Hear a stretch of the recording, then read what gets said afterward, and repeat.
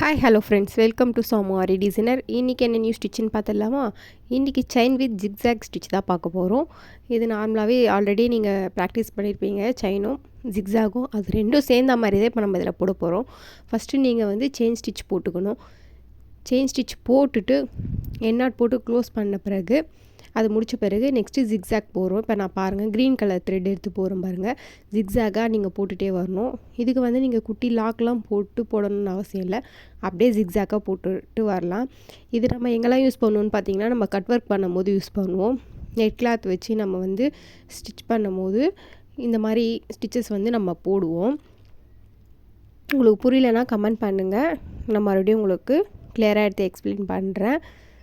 இந்த சேனல் பிடிச்சிருந்தா கமெண்ட் பண்ணி சப்ஸ்கிரைப் பண்ணுங்கள், சப்போர்ட் பண்ணுங்கள். தேங்க்ஸ் ஃபார் வாட்சிங்.